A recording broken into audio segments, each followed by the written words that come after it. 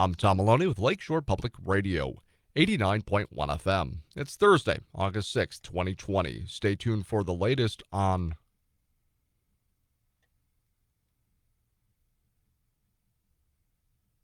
Is that running?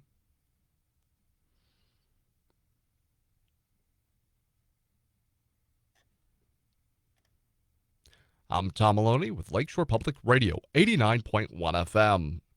It's Thursday, August 6th, 2020. Stay tuned for the latest on former Sheriff John Buncich's resentencing. Duneland Schools are looking to delay their in-person start dates, and school buses are on the streets. Watch out for the stop signs, or the police will stop you. But first, a federal grand jury issued an indictment against a friend and confidant of former Gary Mayor Karen Freeman Wilson over a bankruptcy matter.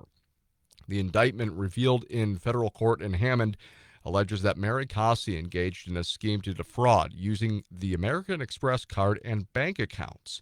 Cossey served as Freeman Wilson's director of the Gary Housing Authority and director of Constituent Services in 2013, a new position created by the then Gary Mayor.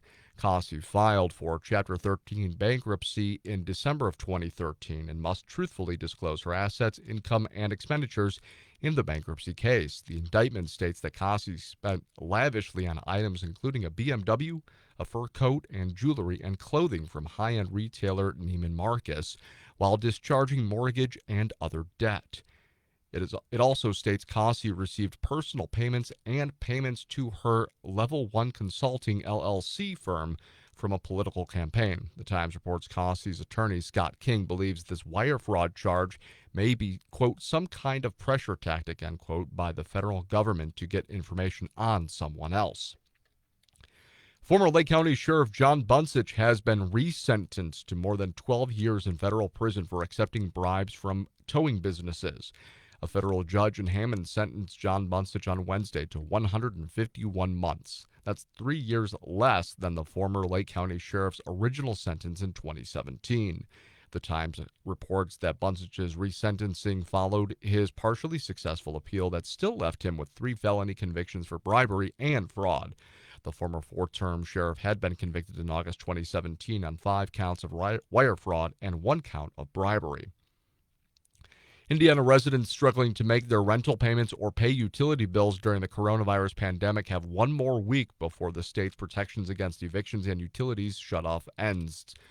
Republican Governor Eric Holcomb announced Wednesday that he intends to allow the state's rental property eviction moratorium and its ban on disconnecting utility services to expire on August 14th. The Times reports that a recent analysis of more than 40% of the state's renters are unable to pay their rent. Holcomb says Hoosiers behind on their bill should immediately contact their landlords or utilities or reach out to state agencies for assistance. Duneland School Corporation Superintendent Chip Pettit is recommending a 2-week delay to the start of the school year because of the COVID-19 pandemic. He told parents in a letter that he will also ask school board members on Monday to consider operating in a hybrid or virtual learning environment. Pettit is proposing that Duneland School starts on August 25th rather than the originally scheduled date of August 12th, to give administrators more time to consider adjustments to the school corporation's DCS reentry plan. Administrators would then make a determination on August 18th about whether students and staff will return to school virtually or in an in-person hybrid model. Meanwhile, Indiana Governor Eric Holcomb and State Health Commissioner Dr. Christina Box defended brick-and-mortar school reopenings during a news conference on Wednesday, despite mounting reports of students and education staff testing positive for the coronavirus since returning to classes. Box said she, quote, continues to believe that our schools can safely reopen, end quote. She emphasized the state's improved testing and hospital capacity are added safeguards for returning students to school in person, adding that her biggest recommendation to the students and families is to know when to stay home. In his remarks, Holcomb also maintained that in-person voting for the November election is safe. Indiana police agencies are planning additional patrols to crack down on motorists who pass stopped school buses as Hoosier students begin fall classes in a school year shaped by the coronavirus pandemic.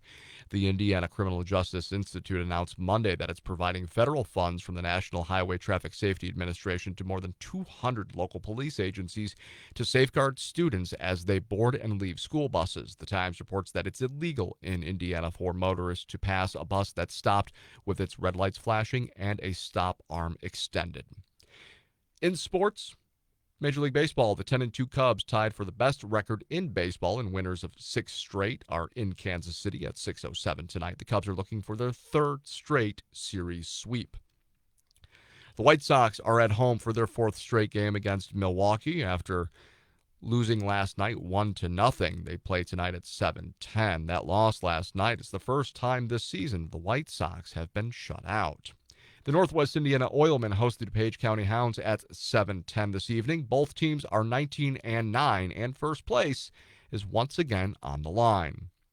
The Blackhawks have taken a 2-1 best-of-5 series lead over the Edmonton Oilers following last night's 4-3 victory. The Hawks trailed in the 3rd period before scoring 2 goals, including the go-ahead with just over a minute to play to beat the high-powered Oilers. Game 4 is tomorrow night at 5:45. With a win, the Blackhawks would move on to the opening round of the Stanley Cup Finals, with their opponent to be decided. In the NBA, the Pacers were victorious last night, 120-109, defeating the Orlando Magic. Indiana already has secured a playoff spot in the NBA bubble. Today, the Pacers take on the Phoenix Suns at 3 o'clock. NCAA football, Notre Dame opens its season as an Atlantic Coast Conference football member against visiting Duke on September 12th. But the Fighting Irish won't face Navy for the first time in more than 9 decades as part of the ACC's reconfigured schedule due to the coronavirus pandemic. The league has set up a 10-game conference schedule that includes a non-conference game, though that game must be played in the member school's home state. The Fighting Irish and Midshipmen were scheduled to play for the 94th straight year. It was also said to be Notre Dame's first visit to Navy's home field. The Big Ten has released its 10-game conference-only schedule beginning as early as Labor Day weekend, but cautioned there is no certainty that games will be played. The Big Ten had announced a month ago that it would shorten the season and eliminate non-conference games because of the coronavirus pandemic. Teams will play conference opponents they originally were scheduled to meet and will have one additional cross-division game. The regular season runs through November 21st. The 10 games would be played over at least 12 weeks, with each team having 2 open dates. If necessary, makeup games can be played during bye weeks.